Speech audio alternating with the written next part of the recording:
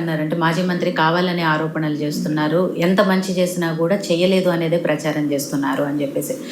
ఎలక్షన్ల ముందు కూడా చాలా చూసాం ఇవన్నీ కూడా. నిజానికి యశస్విని గారు గెలిచిన తర్వాత మనవరాలి చేతిలో ఓడిపోయిన తాతగారని ఇలాంటి రకరకాల వ్యాఖ్యలు చేశారు.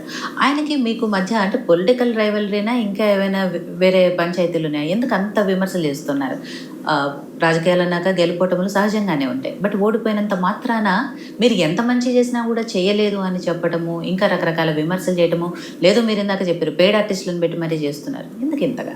అంటే ఇప్పుడు ఏమైపోతుందంటే దయాకర్రావు గారు అనే ఆ వ్యక్తి మొదటి దగ్గర నుంచి కూడా ఎవరినైనా అడగండి, వాళ్ళ ప్రభుత్వంలో ఉన్న ఎమ్మెల్యేలని అడగండి, ఇలాంటి ట్రిక్స్ అనేది ఆయనకు తెలుసు, ఇలాంటి ప్రాపగాండా అనేది ఆయనకు తెలుసు.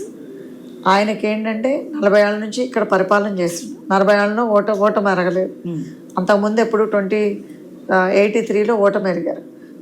అప్పుడు నుంచి ఇంతవరకు ఓటమి ఎరగలేదు. సో తనకు ఒక 26 year old అమ్మాయి మీద ఓడిపోయేసరికల్లా తనకు ఒక ప్రెస్టీజియస్గా ప్లస్ పర్సనల్గా తీసుకొని ఇది ఇప్పుడు ఎమ్మెల్యే గారి మీద కానీ నా మీద స్పెషలీ నేను పెద్ద టార్గెట్ వాళ్ళకి. ఎందుకంటే ఇప్పుడు నేను ప్రజల కోసం ప్రజల కోసం వచ్చా, ప్రజలనే ప్రొటెక్ట్ చేస్తా అని చెప్పాను. నాకు ఏ పదవి లేకపోయినా కానీ, నేను ఒక ఇన్ఛార్జిగా అయినా కానీ నేను ప్రజలు కనిపెట్టుకునే ఉంటున్నా నియోజకవర్గంలో. సో తప్పకుండా ప్రజల పక్షానే ఉంటాను. సో అదనేది వాళ్ళకి ఇష్టం ఉండట్లేదు. అది ఎట్లా సపరేట్ చేయాలి అని అంటే నన్ను టార్గెట్ చేయాలి అని అంటే ఈ యూట్యూబర్స్ని పెట్టుకొని, పెయిడ్ ఆర్టిస్టులను పెట్టుకొని, మళ్ళీ ఉన్నది లేని చేపించటము. మీరే చూస్తూనే ఉన్నారు మా నియోజకవర్గంలో ఎవ్రీ వీక్ ఏదో ఒకటి మా మీద రాపిస్తూనే ఉంటారు. ఆయన ఇండైరెక్ట్ మనిషి. సో డైరెక్ట్ ఎప్పుడు ఉండదు. సో ఇండైరెక్ట్గా చేపిస్తూ ఉంటాడు. సో అదనేది ఆయనకి పుట్టుకతోటి వచ్చిన విద్య. ఎందుకంటే ఆయన చేసింది కూడా మా నియోజకవర్గంలో కోవిడ్ రాజకీయాలు అనేది బాగా చేశారు. అందుట్లో ఆయన PhD చేసి కూడా చేశారు కోవిడ్ రాజకీయాలు అనేది. సో మన చుట్టూరునే కోవిడ్లో పెడతారు. సో అలాంటి ఛాలెంజింగ్ పర్సన్.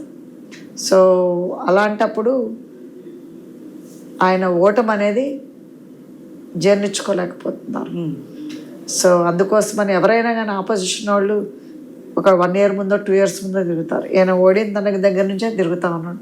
ఉన్నాయి లేని సృష్టించి, లేకపోతే ఎమ్మెల్యే గారు ఎక్కడికన్నా వెళ్తే, ఎక్కడ సభకి వెళ్తే అక్కడ మనుషులు పంపించి మీరు అది అడగండి, ఇది అడగండి, లేకపోతే మీరు యాంటీ చేయండి అక్కడ అని చెప్పి ఆయన యూట్యూబర్లను పెట్టుకొని వీడియోలు తీపిచ్చి చేపిస్తారు ఆరోపణలు. అంత దిగజారి చేపిస్తే రాజకీయాలు ఆయన చేశారు.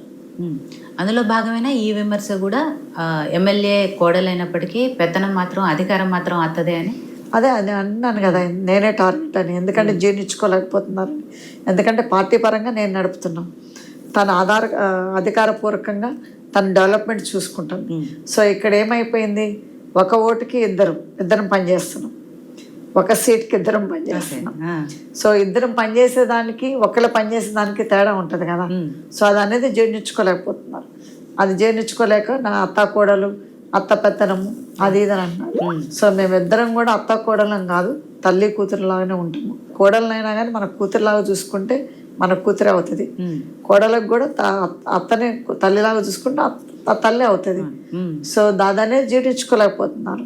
జీర్ణించుకోలేక ఇవన్నీ ఆరోపాలు, అత్త పెత్తనము, అత్త కోడలకు పట్టలేదు అని చెప్తున్నారు. ఎందుకంటే అది ఆయన జిమ్మిక్కులతోటే రాజకీయం చేశారు. అదే జిమ్మిక్కులతోటి కూడా మా మీద చేయాలని చూస్తున్నారు. మొన్ననే అసెంబ్లీ ఎలక్షన్స్లో ఆయనకి ప్రజలే బుద్ధి చెప్పారు. సో ఇంకా రాబోయే స్థానిక ఎలక్షన్స్లో కూడా ప్రజలే ఆయనకు బుద్ధి చెప్తారు.